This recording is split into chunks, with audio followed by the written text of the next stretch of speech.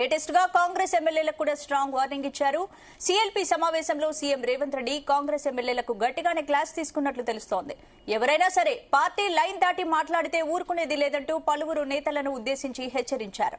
పార్టీకి ఇబ్బంది కలిగించేలా మాట్లాడితే ఇబ్బందుల్లో పడతారని, నష్టపోతారని వార్నింగ్ ఇచ్చారు. అంతేకాదు పార్టీ కోసం నెలకు 25,000 రూపాయలు విరాళం ఇవ్వాలని కూడా సూచించారు. ఇదే అంశంపై ఇవాల్టి డిబేట్ లో మా ఎడిటర్ భరత్ తో డిఎన్ఏలో చర్చిద్దాం. భరత్, ఏంటి సీఎం రేవంత్ రెడ్డి వెనక దూకుడు వెనుక కారణం ఏంటి? అసలు ఏంటి ఈరోజు సీఎల్పీ భేటీ వెనుక ఉన్న అసలు కారణం ఏంటి? సో 3-4 ఇష్యూస్ ఉన్నాయి స్పందన సీఎల్పీ మీటింగ్ కి సంబంధించి. ఒకటి, ప్రభుత్వ పథకాల్ని ప్రచారం చేయడం అన్నది మెయిన్ కాన్సెప్ట్. ప్రభుత్వం తీసుకున్న పథకాల్ని ప్రజల్లోకి వెళ్లేలా చేయడం.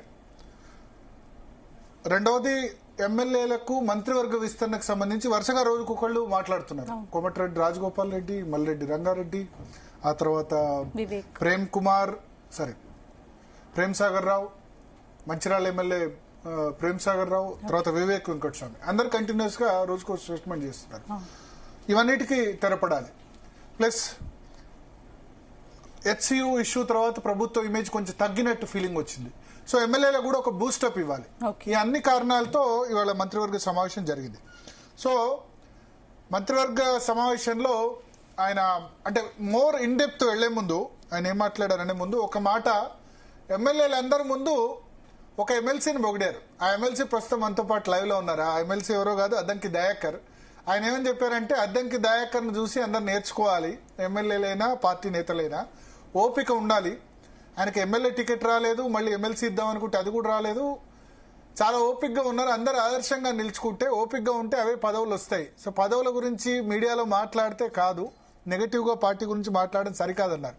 సో మనతో పాటు అద్దంకి దయాకర్ ఉన్నారు. దయాకర్ గారు, సో మిగతా ఎమ్మెల్యేని పరోక్షంగా తిట్టి అక్కడ మొత్తం రేవంత్ రెడ్డి మీటింగ్ లో మెచ్చుకుంది మిమ్మల్ని ఒక్కరినే. ఎస్, అంటే మెచ్చుకున్నది అనే దానికంటే ఒక ప్రస్తావన అట్లా వచ్చింది. నేను ఎదురుగా ఉన్నా కాబట్టి, కనపడ్డా కాబట్టి నా ప్రస్తావన తీసుకొచ్చింది. అంటే after long time 1 year 3 months తర్వాత నేను సిఎల్పిలో ఉండడం చూసి ఒక ఇంత ఆలోచనలు వచ్చి చెప్పినట్టుగా నేను అనుకుంటున్నాను. ఎందుకంటే ఎప్పుడో మొదటి నుంచి సిఎల్పిలో ఉండాల్సిన ఇప్పుడు వచ్చిన కొత్తగా నేను, విజయశాంతి గారు, మన శంకర్ నాయక్ గారు ఈరోజు కనబడడం వల్ల వాస్తవం కూడా అప్పుడు తెలుసు కదా మీకు, కదా అంతా కూడా మొదట ఎమ్మెల్యే టికెట్ లాస్ట్ మనకు 119 సీట్ నాది. సో కూడా పోయింది. తర్వాత ఎమ్మెల్సీకి సీరియస్ గా వారు ప్రపోజ్ చేసి వెళ్ళిపోయిన తర్వాత పరిస్థితులు కలిసి రాని టైంలో నాకు దీపదాస్ మున్షి గారు చేసి చెప్పింది. నేను అప్పుడు కూల్ గానే, సరే అమ్మా మీరు ఎప్పుడు అకామిడేట్ చేస్తే అప్పుడు ఉంటా అని చెప్పిన. సో అవి ఒకంత దయాకర్ లో ఉండే ఫైర్ పార్టీ గారికి వచ్చేవారికి ఇంత కూల్గా ఉంటాడేందని రేవంత్ రెడ్డి గారు కూడా, మా సీఎం గారు కూడా ఒకంత ఆశ్చర్యానికి లోనేది. బట్ ఏం ఫీల్ కాకు, టైం వస్తుంది డెఫినెట్ గా, అప్పుడు మనం చూద్దాంలే అన్నట్టు అది ఇప్పుడు కలవడం అనేది ఉదాహరణ తెచ్చింది. చాలా మంది ఏంటంటే ఏది రాకపోతే ఒకటేసారి కొంచెం మీడియాలకు వచ్చేసి 4 walls లో మనం మాట్లాడాల్సిందంతా కూడా బయట మాట్లాడుతుంది కదా. ఆ సందర్భాన్ని ఉటంకిస్తూ ఇండైరెక్ట్ గా నా ప్రస్తావన తెచ్చి ఉంటాడు. వారికి ప్రత్యేక కృతజ్ఞతలు. ఎందుకంటే పార్టీ కొరకు పనిచేసే క్రమంలో తను పిసిసి ప్రెసిడెంట్ అయిన తర్వాత మరింత సీరియస్ గా పనిచేసే ఒక అవకాశం వచ్చింది నాకు వారి పిసిసి అయిన తర్వాత. సో ఆ క్రమంలోనే కొన్ని సంఘటనలు జరగడం, పార్టీ నేను చేయాల్సిన కార్యక్రమం నేను చేయడం, కొన్ని తెలిసి అనుకోని చేసినవి ఉన్నాయి, కొన్ని చేయాల్సి చేసినవి ఉన్నాయి. సో అవి ఏమైతే మనకు పార్టీ అధికారంలోకి రావాల్సిన అవసరం ఉంది. భవిష్యత్తులో చెప్తానేమో కొన్ని అంశాలు, ఇప్పుడు నేను కూడా చెప్పలేదు. మంత్రివర్గ విస్తరణ గురించి అందరు మాట్లాడుతున్నారు, మాకు అవకాశం ఇవ్వకపోతే బాగుండదు అని చెప్పి. నిన్న నా స్టూడియోలో డిఎన్ఏ ప్రోగ్రామ్ లో మందకృష్ణ మాదిగా ఉండే, అందరికంటే ఎలిజిబుల్ అద్దంకి దయాకర్ అని చెప్పారు మంత్రివర్గ పునర్వ్యవస్థీకరణకు సంబంధించి. ప్రేమ్ సాగర్ రావు, వివేక్ వీళ్ళంతా గొడవ పెడితే ఆయన అన్నారు, మాల సామాజిక వర్గం నుంచి అయితే నేను అందరికంటే డిజర్వ్డ్ అద్దంకి దయాకర్ అంటాను. పార్టీ గురించి ఆయన చాలా ఫైట్ చేస్తున్నారు, కాంగ్రెస్ పార్టీ గురించి 10 సంవత్సరాలుగా ఏ పదవి లేకుండా ఫైట్ చేస్తున్నారు ఆయన కదా అందరికంటే డిజర్వ్డ్ అని ఆయన కామెంట్ చేశారు నా డిబేట్ లో. నిన్న కృష్ణన్న కొంచెం నా మీద ప్రేమ ఎక్కువే, ఎందుకంటే కలిసి పనిచేసినాం. ఒక దశలో మేమిద్దరం మిక్కీ మౌస్ లెక్క ఉండేటోళ్ళం 2004 నుంచి అఫ్ కోర్స్ 9 వరకు. ఆ 5 years. ఎప్పుడైతే మూవ్మెంట్ లో వచ్చిన తర్వాత తనే నన్ను ఉద్యమానికి ఆహ్వానించింది. తెలంగాణ ఉద్యమానికి నన్ను ఆహ్వానించింది మందకృష్ణ గారే, కేసీఆర్ గారు కూడా కాదు.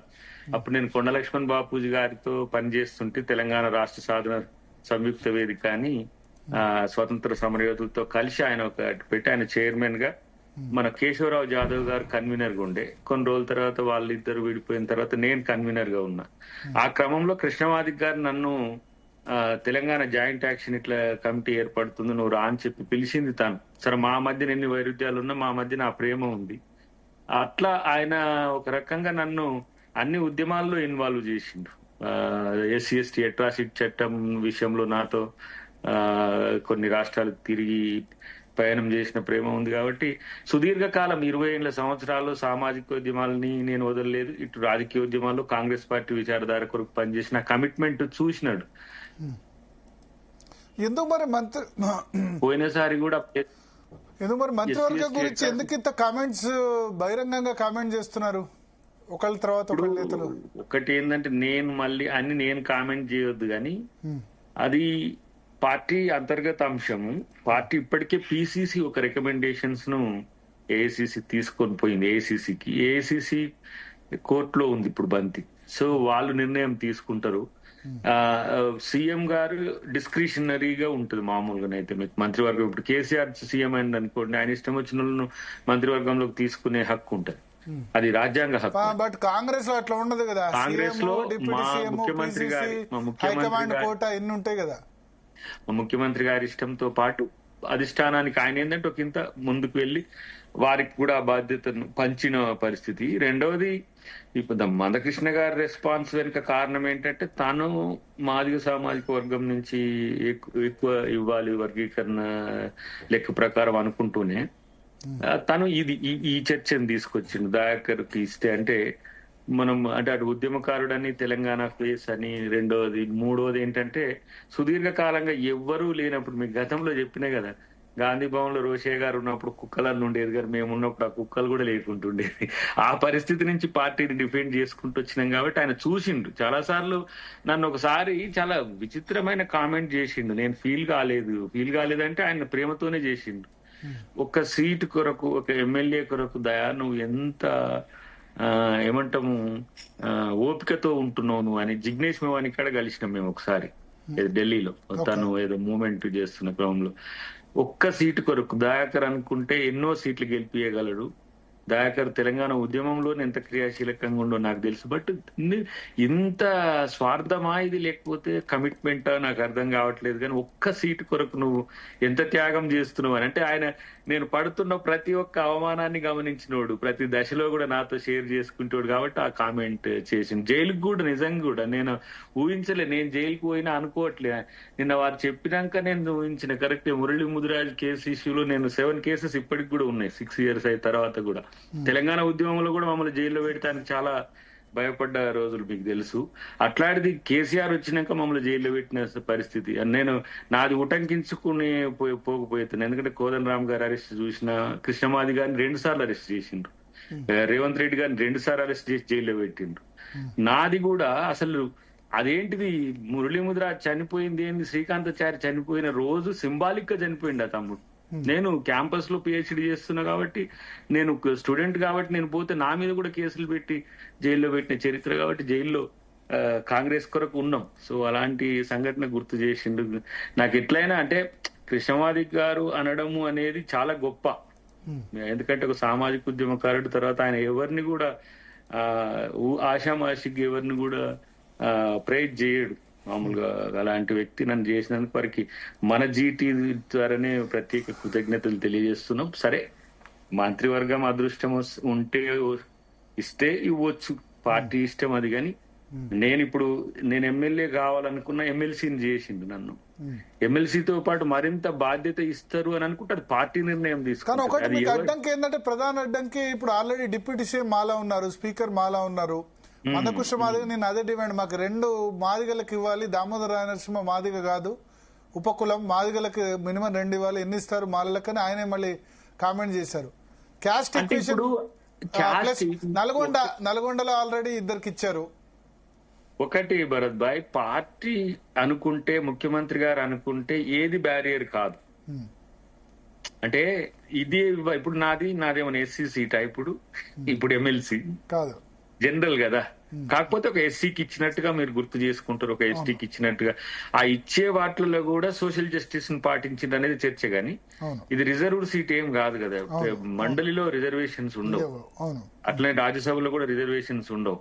సో ఒకసారిగా నేను ఎస్సీ నుంచి జనరల్ అయిపోయినాం. అట్లా సరే, మంత్రి కోసమో లేకపోతే ఇతరత్ర పదవుల కోసమో నేను ఎప్పుడు కూడా ఆ ప్రయత్నం చేయలేదు. భవిష్యత్తులో ఇంకా మీరు చూస్తారు ఏంటి, ఇప్పుడు నేను ఒక 25% శాలరీని పార్టీ కొరకు ఇచ్చిందే పెద్ద ఏదో నేను చేసిన త్యాగం లెక్క. రేవంత్ రెడ్డి అందరినీ కూడా ఇమ్మని చెప్పారు కదా మీలా చూసి, 25,000 నెలకి 25,000 ఇవ్వండి. అది మహేష్ కుమార్ గౌడ్ గారు అది ప్రపోజల్ పిసిసి నుంచి పెట్టిండ్రు. దాన్ని ముఖ్యమంత్రి గారు కూడా మరి నేను గమనించలేదు, అన్నుండి వచ్చి చెప్పలేము. కానీ I'm PCC president proposal to the MLAs and MPs other dignitaries కి ఇచ్చిండు. నేనేందంటే నేను నా శాలరీలో 25% అంటే ఆల్మోస్ట్ ఆల్ మీకు 60,000 దానికి వస్తుందేమో, అంటే నగదులో బెనిఫిట్స్ కి ఇచ్చే వాటిలో బేసిక్ లో 25% ఇచ్చారు. చేతికి వచ్చే నగదులో 25% ఇస్తా అన్న, 10% ఏఐసిసికి, ఒక 15% పిసిసికి అనేది నాకు మొదటి నుంచి ఉండే. అసలు 50% అని ఉండే కానీ ఇక మరీ ఎక్కువ అవుతుంది, అది చాలా మరి ఓవర్ యాక్షన్ చేస్తున్నది. ఎవరికి ఇస్తున్నారు, సిఎల్పీకా ఏఐసిసికా, ఎట్లా మీరు ఇచ్చిందని? అంటే సిఎల్పీకి 10,000 ఇవ్వాల్సిందే కామన్ గా, కానీ 25% లో 15% పిసిసికి, 10% ఏఐసిసికి ఇవ్వబోతున్నారు. అది ఒక ఏంటంటే నా రెస్పాన్సిబిలిటీగా పార్టీ నాకు ఇచ్చిన అవకాశం వల్ల వస్తున్న ఆర్థిక వెసులుబాటు అది. కాబట్టి పార్టీకి నేను కొంత సహకరించాలి. ఇప్పుడు గాంధీ భవన్ లో ఉండే స్టాఫ్ నుంచి మొదలు పెడితే ప్రతి ఒక్కటి, ఇప్పుడు మనం కూడా కొన్ని నాకు ఉద్దేశం ఉండే ఏంటంటే, మధ్యాహ్న భోజనం సంబంధించి ఏముంది, ఒక 200-300 మంది వస్తారు, మహా అయితే 2-3 వేలు అయితే పర్ డే. ప్రభుత్వం అధికారం ఉన్నప్పుడన్నా గాంధీ భవన్ లో కొంత వచ్చిన వాళ్ళకి అలాంటి మన మీడియా మిత్రులు కూడా అప్పుడప్పుడు కొంత పరిస్థితులు అటు ఇటు అయినప్పుడు కూడా వినియోగించుకోవచ్చు. అట్లా నాకు ఒక ఆలోచన ఉండే, అందుకని నేను అది వారి దృష్టికి, మహేష్ కుమార్ గౌడ్ గారి దృష్టికి తెచ్చాను. నాకు అకౌంట్ నెంబర్స్ ఏఐసిసి పిసిసి ఇవ్వమని నిన్న చెప్పుంటే, దాన్ని దీంట్లో రెజల్యూషన్ కూడా పెట్టినట్టుంది. 25,000 అవుతుంది. ఒకటి సరే, మిమ్మల్ని ఆదర్శంగా తీసుకొని మిగతా వాళ్ళకి ఏమని వార్నింగ్ ఇచ్చారు మిగతా ఎమ్మెల్యేలకి?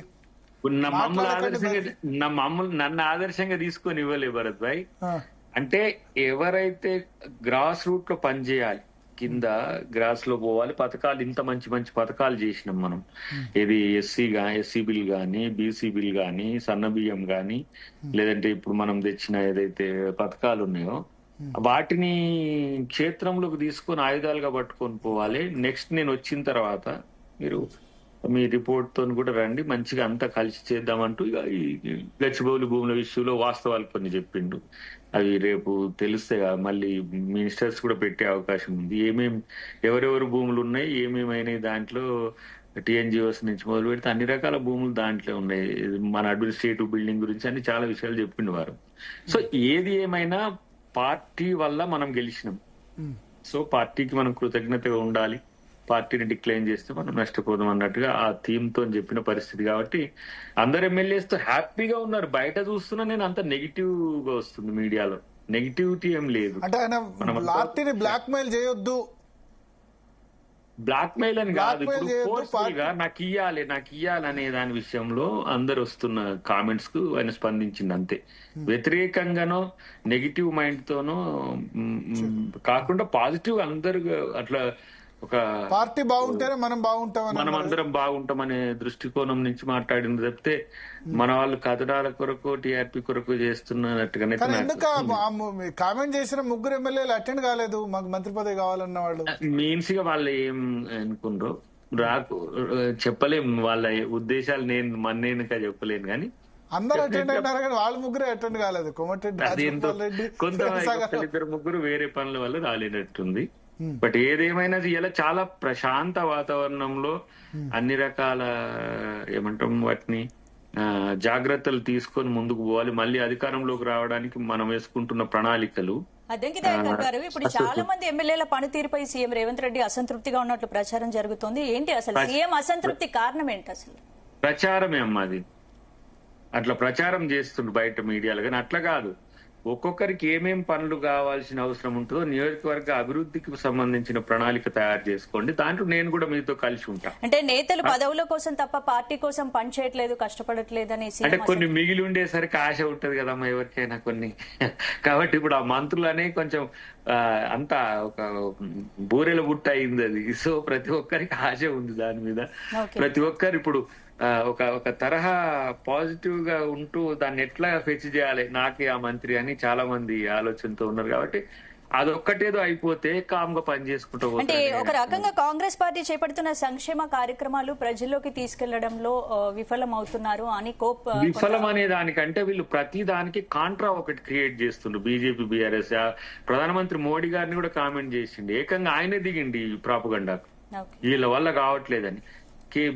ఇట్లా కామెంట్ కూడా చేసిండు. కేటీఆర్ అంత డేటా అంతా తయారు చేసి ఇది కావద్దని చెప్పి బీజేపీకి ఇస్తే, ఎవరికి కేటీఆర్ మన కిషన్ రెడ్డికి తర్వాత వారికి ఇస్తే, అది బండి సంజయ్ గారికి ఇస్తే, వారు కొన్ని రోజులు చేసిన తర్వాత వాళ్ళ హ్యాండిల్స్ నుంచి తీసేసి ఇప్పుడు ఏకంగా ఈ దేశ ప్రధానమంత్రి ఈ రాష్ట్ర ప్రభుత్వం మీద బుల్డోజర్లని ప్రాపగండా చేస్తుండ్రు. బుల్డోజర్లకు జేసీబీలకు కూడా తేడా తెలియకుండా పోయిన పరిస్థితి. అంటే కొందరు నేతలు బహిరంగంగానే పార్టీకి అధిష్టానానికి వ్యతిరేకంగా మాట్లాడుతున్నారు కదా, మరి సొంత పార్టీ బహిరంగంగా పార్టీకి మాట్లాడడం అనేది క్రమశిక్షణ కిందికి వచ్చిన కొన్ని సందర్భాలలో వాళ్ళ అభిప్రాయాలు చెప్పుకోవడానికి వేఅవుట్ కి అంతకంటే ఎక్కువ మార్గం ఉండదు.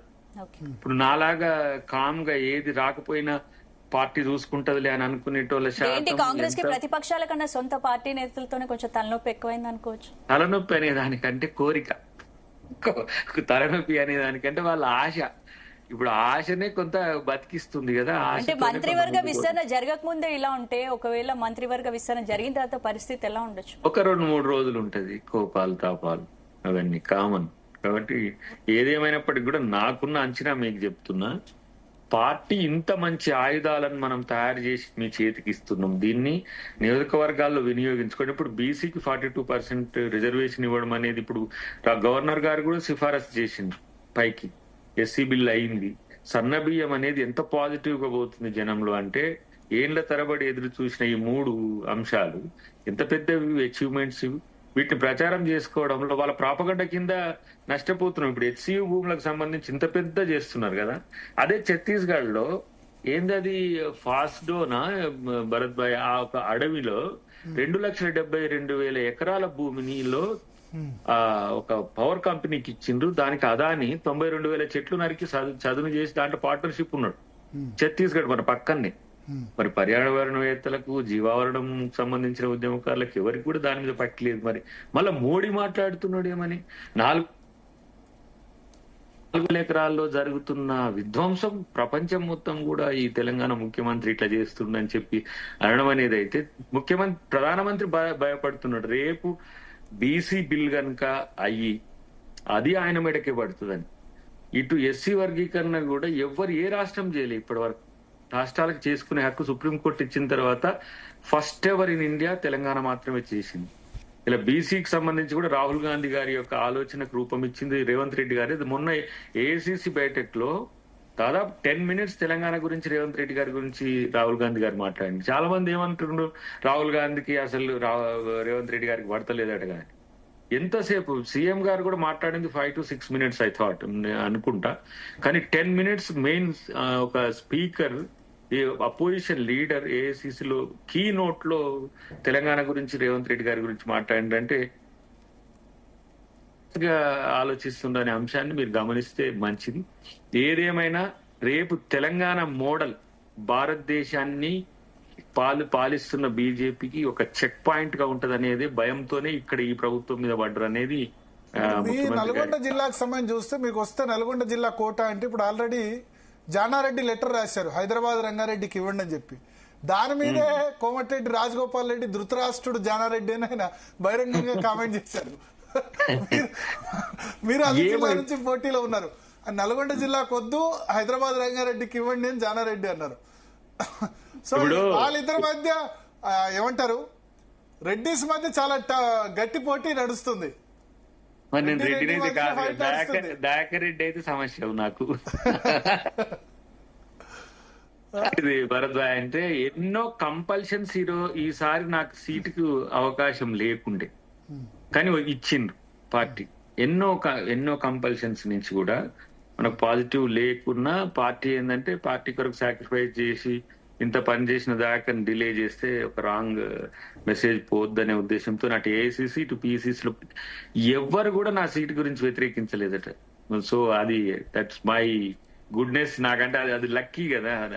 అందరి సపోర్ట్ చేస్తారా, చేస్తే మంచిది, చేస్తారా లేదా అనే నా దగ్గర సమాచారం లేదు. ఇస్తా అంటే వద్దనేది లేదు, కానీ ఇవ్వమని ఇట్లా కొట్లాడేది అయితే లేదు. మరి మారాం బట్టి ఇప్పుడు దాంట్లో మనకేం తక్కువ లేదు, దేంట్లో కూడా చదువులో ఏం తక్కువ లేదు, క్రెడెన్షియల్స్ లో ఏం తక్కువ లేదు. తెలంగాణ ఫేస్ కూడా కావాలని కోరుకుంటున్నారు ప్రజలైతే. ఎందుకంటే కనెక్టివిటీ కూడా ఎందుకంటే కనెక్టివిటీ టు సోషల్ క్లాసెస్ కూడా నాకు యాక్సెసిబిలిటీ ఎక్కువ ఉంటుంది. సో అటు మాలమానాడు అనేది కాదు, తెలంగాణ మూవ్మెంట్ లో మనం అన్ని ప్రాంతాల్లో దాదాపు భౌగోళిక సామాజిక రాజకీయ స్థితిగతులన్నీ కూడా క్షేత్రం నుంచి చాలా బలంగా తెలుసు కాబట్టి కోరుకుంటున్నారు జనం కూడా. నేను కూడా కోరుకోవట్లేనని చెప్పి ఏమి చెప్పట్లేదు, కానీ ఆల్రెడీ ఉన్నారు కాబట్టి మూడోది ఎస్సీకి ఇస్తే బ్యాలెన్స్ అవుద్ది ఆ జిల్లా నుంచి. ఇస్తే మంచిది, ఇవ్వాలని కోరుకుంటా. ఇవ్వకపోతే ఏం బాధపడా, ఎందుకంటే నేను ఈ ఎమ్మెల్సీతోని పనిచేస్తా, ఇంకే పదవి ఇచ్చిన పని చేస్తా, ఏది అసలు కొన్ని రోజులు అయిన తర్వాత మళ్ళీ ఎమ్మెల్సీ కూడా ఎవరికి ఇవ్వమంటే కూడా ఇస్తా. ఎందుకంటే ఇప్పుడు నాకు ఒక గౌరవం దక్కినట్టుగా ఫీల్ అవుతున్నాను. ఎందుకంటే పార్టీ రేపు పదవి అయినా మాజీ ఎమ్మెల్సీ అని అంటారు, ప్రజాప్రతినిధి అయిపోయినాడు. First time CLP meeting attend అవ్వడం, ఫస్ట్ టైం సిఎల్పి మీటింగ్ అది ఒకసారి జీతం తీసుకొని 10-15% ఇచ్చేస్తే ఒక్కసారి ఇచ్చిన 100% అయిపోతుంది కదా. సో నేను నా జీవితంలో, నా రాజకీయ జీవితాన్ని కొంత మోడల్ గా లేదంటే కొంచెం అందరికి ఆదర్శం అని చెప్పాను, కానీ ఈ రోజుల్లో కూడా ఇట్లాంటి లీడర్లు ఉంటారు అని జనానికి ఒక మంచి భరోసా ఇచ్చే విధంగా ఉండాలని ఉన్నది. ఎందుకంటే చదువుకున్నాము, ఆదర్శాల గురించి మీతో మాట్లాడతాం, మీడియాతో మాట్లాడతాం, బయట చెప్తుంటాం, పాటించే దగ్గరికి వచ్చినప్పుడు ఎంత మేరకు నిజాయితీగా ఉంటా అని నన్ను నేను టెస్ట్ చేసుకోవాలని కూడా నాకు ఒక కోరిక ఉంది. చాలా మంది అధికారం వచ్చినాక ఎందుకో మరి ఎంత సీనియర్ నేతలు అయితే అంత పార్టీ ఫోరమ్స్ లో కాకుండా మీడియాలో లేదా బహిరంగ సభలో మాట్లాడుతున్నారు, ప్రెస్ కాన్ఫరెన్స్ కూడా కాదు. ఇప్పుడు రాజగోపాల్ రెడ్డి మాట్లాడింది బహిరంగ సభనే, ప్రేమ్ సాగర్ రావు మాట్లాడింది బహిరంగ సభనే.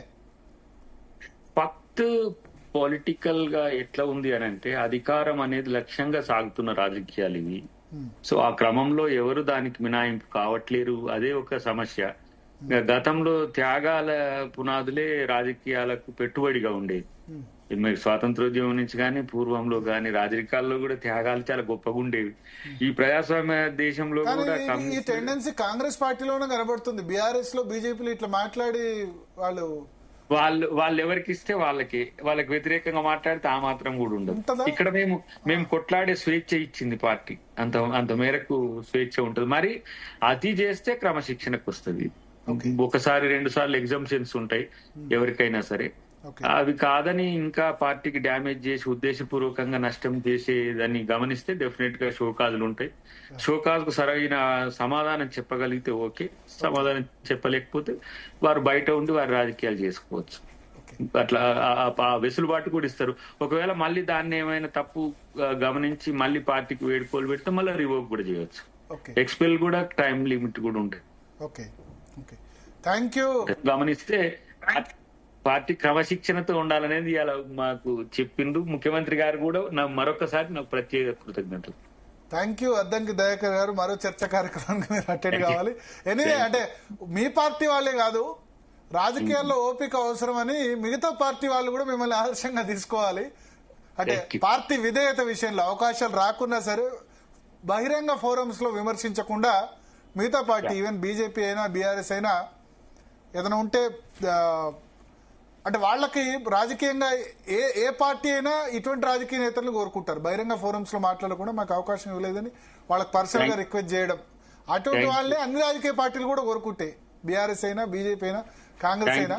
ప్రత్యేకంగా మా మందకృష్ణకి ఇంకా ప్రత్యేక కృతజ్ఞతలు. ఎందుకంటే భవిష్యత్తులో ఈ మాలామాదిగా ఘర్షణపూరిత వాతావరణం పోవాల్సిన సందర్భం వచ్చింది. ఎందుకంటే 2 రాష్ట్రాల్లో కూడా వర్గీకరణ జీవోలు వచ్చేసినాయి ఆల్మోస్ట్. కాబట్టి ఫస్ట్ చాయిస్ మీరే. మంత్రివర్గంలో 6గురికి ఎవరు ఫస్ట్ అంటే రేపటి రోజున ఈ సామాజిక ఘర్షణను కొంచెం నివారించి మాలమాదిగల ఐక్యత, దళితుల ఐక్యత కొరకు మళ్ళీ నేను కొన్ని చేయాల్సిన సందర్భం ఉంటది. కాబట్టి అందుకని మాదిగ కమ్యూనిటీకి సంబంధించిన పేరు కంటే అద్దంకి దయాకర్ పేరే ఫస్ట్ చెప్పారు ఆయన. థ్యాంక్ యూ అన్నకు కూడా, మీకు కూడా, జీటీవీకి కూడా థ్యాంక్ యూ వెరీ మచ్ అన్న. థ్యాంక్ యూ అద్దంకి దయాకర్ గారు. సో మనతో పాటు మరో ఎమ్మెల్యే జడ్చర్ల శాసనసభ్యులు అనిరుద్ రెడ్డి గారు జాయిన్ అవుతున్నారు ఇవాళ జరిగిన సిఎల్పి మీటింగ్ గురించి. అనిరుద్ రెడ్డి గారు, జీ తెలుగు న్యూస్ కోసం సమయం కేటాయించిన ధన్యవాదాలు. నమస్తే అండి. నమస్తే. సో ఏంటి సిఎల్పి మీటింగ్ లో ప్రధానంగా ఎటువంటి చర్చ వచ్చింది? లాస్ట్ టైం మీరు మీటింగ్ పెట్టినందుకు ఒకసారి సిఎల్పి మీటింగ్ పెట్టారు, మీ నేతృత్వంలో ఎమ్మెల్యేల మీటింగ్ పెట్టినందుకు. మరి ఈసారి ఎందుకు పెట్టారు మీటింగ్? ఈసారి మీటింగ్ అబౌట్ ద స్కీమ్స్. అంటే మీకు నా వాయిస్ క్లియర్ గా ఉందా మీకు? క్లియర్ గా ఉంది. ఎస్. ఈసారి మొత్తం స్కీమ్స్ గురించి, దాని తర్వాత క్యాస్ట్ సెన్సస్ చేసినాము, దాని తర్వాత ఎస్సీ వర్గీకరణ, దాని తర్వాత ఇది సన్నబియ్యము పెద్ద హిట్ అయింది. పబ్లిక్ చాలా హ్యాపీ ఉన్నారు దానిపైన. సో దాని తర్వాత ఇప్పుడు వడ్లు కొనుగోలు కూడా ఇప్పుడు 8,000 సెంటర్స్ పైన ఓపెన్ చేశారు. ఇంకా ఎక్కువ సెంటర్స్ ఓపెన్ చేయాలంటే కూడా ఓపెన్ చేసుకోవచ్చు అని చెప్పి కూడా ఉత్తమ్ కుమార్ రెడ్డి గారు చెప్తున్నారు. So on the whole irrigation గురించి, దాని తర్వాత స్కీమ్స్ గురించి, ఈ సన్న బియ్యం గురించి పబ్లిక్ లకు వెళ్ళాలి. ఎందుకంటే గత ప్రభుత్వంలో ఏది బీఆర్ఎస్ ఉన్నప్పుడు వాళ్ళు రూపాయి పని చేసి 10 రూపాయలు మార్కెటింగ్ చేసుకునేది. మేము ఈ రోజు 10 రూపాయలు పని చేసి రూపాయి కూడా మార్కెటింగ్ చేసుకోలేదు. సో ప్రజలకు అవగాహన, ప్రతి గ్రామంలో ఎంత స్కీమ్స్ ఇచ్చాం అనేది కూడా ప్రజలకు తీసుకెళ్లాలని చెప్పడం జరిగింది. మీరు మార్కెటింగ్ ఎక్కువ ఫెయిల్యూర్స్ ఎక్కువ చేసుకుంటున్నట్టు అనిపిస్తుంది. మేమేం ఫెయిలియర్స్, మేమంతా సక్సెస్ ఉంది మాది. సక్సెస్ ఇప్పుడు ఫర్ ఎగ్జాంపుల్ చెప్తాను. ఇప్పుడు నా కాన్స్టిట్యూన్సీ జడ్చర్ల కాన్స్టిట్యూన్సీ చూసుకుంటే దాదాపు అప్రాక్సిమేట్లీ 32,000 మందికి రుణమాఫీ జరిగింది. Okay. Around 270 crores approximately. So ఇంత అమౌంట్ ఒక్కొక్క కాన్స్టిట్యూన్సీకి మనకు క్లియర్ అయినా కానీ కూడా దాదాపు నా దగ్గర మిగిలిపోయినాయి ఒక 3,000 మెంబర్స్. అది కూడా ఏంటంటే ఆధార్ కార్డ్ లింకేజ్ ఇష్యూస్ వల్ల, ఫ్యామిలీ వాళ్ళు లింక్డ్ ఉన్నది వల్ల అట్లయింది తప్ప యాక్చువల్ చూస్తే టోటల్ రుణమాఫీ జరిగినట్టే. ఎందుకంటే ఇంత మందికి 32,000 మందికి జరిగిందంటే గ్రేట్ కదా, ఎప్పుడు జరగలేదు. Only very few, around 3,000 people. అది కూడా ఎందుకంటే వాళ్ళంతా లింక్డ్ ఉన్నాయి. ఒక్కొక్క ఫ్యామిలీ 3-4 ఎంప్లాయీస్ అట్లున్నారు. మొన్న హరీష్ రావు అన్నారు సిద్దిపేటలో నియోజకవర్గాల్లో అయిన వాళ్ళకంటే కాని వాళ్ళు ఎక్కువ అని చెప్పారు. రండి సీఎం చర్చకు వస్తారా? ఓన్లీ సిద్దిపేట కాదు, కొడంగల్ పోదామా, ఎక్కడ పోదామా చర్చకు పోదాం? సిరిసిల్లనా, సిద్దిపేట, కొడంగల్, ఎక్కడ? కాన్స్టిట్యున్సీకి నేను రెడీ. నా కాన్స్టిట్యున్సీలో అప్రాక్సిమేట్లీ 32,000 మందికి రుణమాఫీ జరిగింది. నేను రెడీ. చర్చలకు వస్తే రమ్మని చెప్పండి. ఓన్లీ 3,000. ఎందుకంటే మళ్ళా నేను ప్రతి విలేజ్ లా ఎంక్వైరీ చేయించాను. ఎవరెవరు కాలేదో ఆ 3,000 మందికి ఎవరికైతే కాలేదో వాళ్ళు ఎవరు మంది, కొంతమంది ఎంప్లాయీస్ ఉన్నారు, కొంతమందికి ఇంట్లోనే 2-3 ఆధార్ కార్డు వాళ్ళకి లింక్ అయిపోయి లోన్స్ తీసుకునేటివి ఉన్నాయి. అవి వెరీ నెగ్లిజిబుల్. 32,000 మందికి జరిగినప్పుడు ఒక నెగ్లిజిబుల్ 3,000 పీపుల్ అనే దానికి అది తప్పటమాట. మళ్ళీ వాళ్ళు ఎందుకు చేయలేదు ఒకటేసారి రుణమాఫీ? వాళ్ళు చేయగలరా? వాళ్ళు ఎందుకు చేయలేదు? చేసిన వాళ్ళ మీద కావాలని వాళ్ళు మాట్లాడుతున్నారు తప్ప వేరేది ఏమి లేదు. 100% స్కీమ్ సక్సెస్. అంటే ఇప్పుడు వాళ్ళు ఏమంటారంటే బీఆర్ఎస్ ఏ స్కీమ్ చేసినా 100% సాచురేషన్ పాయింట్ ఆఫ్ వ్యూ పోయినాం. కళ్యాణ్ లక్ష్మి, షాదీ ముబారక్, రైతు బంధు అని కూడా సాచురేషన్ లో ఇచ్చాం, కాంగ్రెస్ సాచురేషన్ లో ఇవ్వట్లేదు అని అంటారు. బాగా చేసింది. డబుల్ బెడ్రూమ్ చేసినారు, అన్ని చేసినారు, ఇండ్లు ఇచ్చినారు, చాలా బాగా చేసినారు వాళ్ళు. ఆ ఇండ్లు కూలిపోతున్నాయి, ఆ కట్టినాయి, సగం ఇసుక లేదు, సిమెంట్ లేదు, అట్లా కట్టినారు. అవన్నీ చెప్తలేరు. రైతు బంధు టైంకి ఇచ్చాం, రైతు బంధు ఆలస్యం, ప్రతిసారి రైతు బంధు ఆలస్యం అవుతుంది, సీజన్ కి అందట్లేదు. నవంబర్ లో రైతు బంధు ఇచ్చాం, జూన్ లో రైతు బంధు ఇచ్చాం, మళ్ళా ఖరీఫ్ జూన్ లో, రబీ నవంబర్ లో ఇచ్చాం. వీళ్ళు మార్చి అయినా రైతు బంధు పడలేదు, కాంగ్రెస్ ఉంటే మార్చి ఏప్రిల్ అయినా పడట్లేదు అని అంటారు. ఫైనాన్షియల్ ఇష్యూస్ ఉన్నా గానీ కూడా అన్ని స్కీమ్స్ ఇంప్లిమెంట్ చేస్తున్నాము. వాళ్ళలాగా ఏదో డబ్బా కొట్టుకునేటట్టు కాదు, 100% ఇంప్లిమెంట్ చేస్తున్నాము. మా సీఎం రేవంత్ రెడ్డి గారు ఇన్ని ఇష్యూస్ ఉన్నా గానీ కూడా ఫైనాన్స్ లా ముందుకు వెళ్తున్నాము. అటుపక్క వాళ్ళు బీజేపీ వాళ్ళు మాట్లాడినా గానీ వాళ్ళిద్దరు కలిసి అన్ని గేమ్స్ ఆడినా గానీ కూడా మేము తట్టుకొని ముందుకు వెళ్తున్నాము. ఓకే. సో ఒకటి ఇవాళ సిఎల్పి మీటింగ్ లో కేవలం ఈ వెల్ఫేర్ స్కీమ్స్ సంబంధించి, ప్రమోషన్ సంబంధించి, కానీ కొద్దిమంది నేతలు మంత్రివర్గ విస్తరణ గురించి మాట్లాడుతున్నారు. అది మాట్లాడడం కరెక్ట్ కాదని కూడా వార్నింగ్ ఇచ్చినట్టు చెప్తున్నారు. వార్నింగ్ అనేది ఏం లేదు మాకు. ఇది సిఎల్పి మీటింగ్, ఫ్రెండ్లీ మీటింగ్ ఇది. అది కావాలని కొన్ని ఛానల్స్ నేను కూడా చూస్తాను, వార్నింగ్స్ ఇస్తారు, అది ఇస్తారు. ఎక్కడ వార్నింగ్ అనేది ఏం లేదు. ఏది ఉన్నా కానీ చూసి మాట్లాడాలి, ప్రజలకు ఉపయోగపడేటట్టు మనం మాట్లాడాలని చెప్పడం జరిగింది అంతే. అంటే ఏమో మంత్రివర్గ విస్తరణ గురించి కామెంట్ చేయొద్దన్నారు కదా. మినిస్ట్రీస్ అనేది ఏఐసిసి నిర్ణయిస్తుంది కాబట్టి వాళ్ళకి వదిలేయండి, వాళ్ళు మాట్లాడతారని చెప్పిండు అంతే. ఓకే, అది కరెక్టే కదా. మన కాంగ్రెస్ పార్టీలో ఏఐసిసి వాళ్ళు నిర్ణయిస్తారు, దానికి అందరం మేము కట్టుబడి ఉంటాము. దాని గురించి బహిరంగంగా మాట్లాడొద్దని చెప్పారు. ఆబ్వియస్లీ పార్టీ లైన్ లోనే ఉండాలి కదా, అధిష్టానం ఏం చెప్తే మేము కట్టుబడి ఉంటాం దాన్ని. Okay okay. ఒకటి, ఇప్పుడు మీరు మీటింగ్ పెట్టి లాస్ట్ టైం సిఎల్పి మీటింగ్ పెట్టించారు 10 మంది ఎమ్మెల్యేలు అనిరుద్ధ్ రెడ్డి నేతృత్వంలో. ఫామ్ హౌస్ లో ఉన్నారు, ఫామ్ హౌస్ కాదు అది, హోటల్లో మీటింగ్ పెట్టబట్టి వెంటనే సిఎల్పి మీటింగ్ పెట్టాల్సి వచ్చింది. సో అప్పుడు మీరు పెట్టిన మీటింగ్ పర్పస్ సాల్వ్ అయిందా? ఇష్యూస్ రిజాల్వ్ అయినాయా? కొన్ని ఇంటర్నల్ ఇష్యూస్ ఉన్నాయి, తొందరలో సాల్వ్ అవుతాయి. తొందరలో సాల్వ్ అవుతాయి కాకుండా డెఫినెట్ గా రేజ్ చేస్తాను. అంటే అవి బయటకు చెప్పేవి కదా ఇష్యూస్? అంటే ఆల్రెడీ అప్పుడే చెప్పినాను కదా ఇష్యూస్ ఏమేమి జరిగాయని చెప్పినాను కదా, బయట మీడియా బయలుకి వచ్చింది. ఇంకా అవన్నీ ఏం సాల్వ్ కాలేదు, వెయిట్ చేస్తున్నాను. అయితే చూస్తాము. నేను అడిగిన ఏముంది, పాపము కొండకల్లు వెల్మల అక్కడ మా ఎస్టీ సోదరు భూములు లాక్కున్నారు గత గవర్నమెంట్ లా, వాళ్ళకి న్యాయం చేయాలని చెప్పినాను. డెఫినెట్ గా నేను వెయిట్ చేస్తున్నాను. రెవెన్యూ డిపార్ట్మెంట్ దానిపైన యాక్షన్ తీసుకోకుండా డెఫినెట్ గా నేను దాన్ని రేజ్ చేస్తాను మళ్ళీ. దానికి ఎంతకేమో ఏ మాట మీద నేను ఉన్నానో ఆ మాట మీద నేను నిలబడతాను. అంటే రెవెన్యూ మినిస్ట్రీ దాని మీద యాక్షన్ తీసుకోవాలి. Revenue department it can be anything, it can be ministry, it can be people, it can be anyone but the department. ఇప్పుడు మీ మీటింగ్ తర్వాత మంత్రుల ప్రవర్తన తీరు మారిందా? మంత్రులు పట్టించుకోవట్లేదు చాలా మంది ఎమ్మెల్యేలని అని అన్నారు. తర్వాత కొద్దిమంది మంత్రులు జోకే ఎమ్మెల్యేలకు తెలియకుండా పనులు చేస్తున్నారు వాళ్ళ నియోజకవర్గంలో అని అన్నారు. అది కూడా సాల్వ్ అయిందా? ఆ పాయింట్ నేను ఏం అనలేదు ముందు ఎప్పుడైనా గానీ. మినిస్టర్స్ ఇట్లా పని చేస్తున్నారని, మినిస్టర్స్ అందరు నాతో బాగుంటారు. నేను అడిగింది అప్పుడు కూడా ఒకటే, మినిస్టర్స్ కి ఏవైతే మీరు ఫండ్స్ తీసుకుంటున్నారో మా ఎమ్మెల్యేలకు కూడా ఆ ఫండ్ మాకు ఇవ్వాలి డెవలప్మెంట్ కి అని చెప్తున్నాం అంతే. అది ఈ రోజు కూడా అదే మాట చెప్తున్నా. Whatever funds ministers are taking they should give to MLAs also. అంటే మీకు ఒక్క రెవెన్యూ మినిస్ట్రీతోనే ఇబ్బంది ఉంది, మిగతా మినిస్టర్స్ అందరు బాగానే చేస్తున్నారు. నేను రెవెన్యూ మినిస్ట్రీ అని అనలేదు, రెవెన్యూ డిపార్ట్మెంట్. గత ప్రభుత్వంలో గవర్నమెంట్ భూములు ఏవైతే వాళ్ళు తీసుకున్నారో అవన్నీ మనం రిటర్న్ తీసుకోవాలని పోరాడుతున్నాం. Okay okay. సో ఇంకొకటి మెయిన్ ఇష్యూ ఈ మన్హాటన్ సంబంధించి కూడా చేశారు. HYDRAA Manhattan is government land, అది గవర్నమెంట్ ల్యాండే. గత ప్రభుత్వం అలాట్ చేసినారు, అప్పుడున్న కలెక్టర్ చేసినాడు. 100% is the government land. I'm waiting for the revenue department to revert on that. Okay. ఎందుకంటే ఇప్పుడు హైడ్రా అని చెప్పి చాలా గూల్ చేస్తున్నారు, మరి గవర్నమెంట్ ల్యాండ్ ఆక్యుపై చేసిన వాళ్ళు ఎట్లా ఊరుకుంటున్నారు? అది కూడా కంప్లైంట్ ఇచ్చిన రంగనాథ్ గారు కూడా చెప్పింది కదా, అనిరుద్ధ్ రెడ్డి కంప్లైంట్ వచ్చిందని చెప్పేసి.